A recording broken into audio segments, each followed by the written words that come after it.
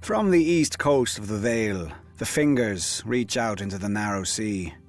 4 rocky peninsulas plagued by wind and rain, and barren to all but the hardiest of weeds.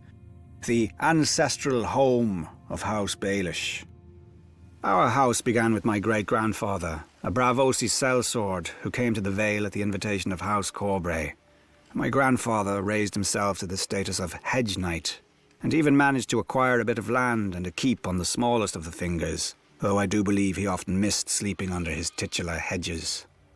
The only thing worse than owning a dreary and desolate land is owning only a small portion of it. Luckily, I didn't spend much time there as a child.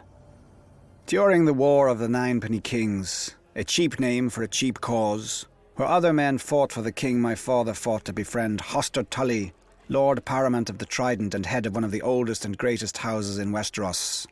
Thanks to my father's heroic efforts, Lord Hoster agreed to foster me at Riverrun with his own children. Until then, my whole world had been a small tower on the gull-stained rocks of the Fingers. But when I first saw the stone walls of Riverrun rising from the Trident, towering over me, back then I was a little more easily impressed. The boy in me thought the gods themselves must live in such a place. I soon learned otherwise. Lord Tully's son, Edmure, was quick to ensure I would never forget myself in their house. He nicknamed me Littlefinger, after my size and homeland, and the name was just cruel enough to stick. His sisters, Lysa and Catelyn, made me a pawn in their kissing game, traded back and forth between them for practice.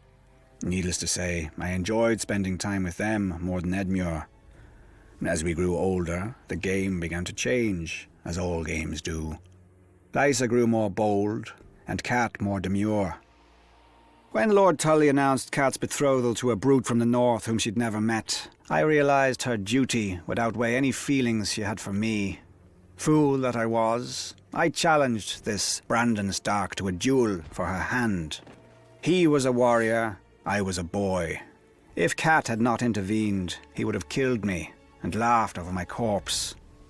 For my insolence, Lord Tully banished me from Riverrun. No matter. I had learned everything I needed by then. I would fight my battles not with swords, but with wits, where few men could match me. Even then, House Beylish might have died out on the rocks of the Fingers. I was again a poor lord, with no allies and no prospects, except, if I were lucky, the daughter of a middling merchant.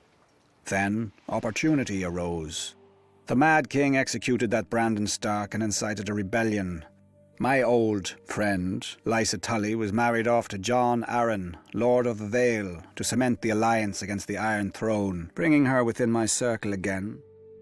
I quickly capitalized on our former affection and persuaded her to have me appointed as controller of customs at Gulltown, the Vale's greatest port. Wars burn gold like wildfire. When I increased the port's income tenfold, her husband took notice of this lowly lord from the Fingers, and when the new and profligate King Robert needed a master of coin who could find gold where no one else could, why, Lord Arryn knew just the man. Once, House Beylish had no lands, no name, and no gold. Now we have quite a lot of each. What new rung will the next generation climb? Let us not be hasty. I'm not finished yet.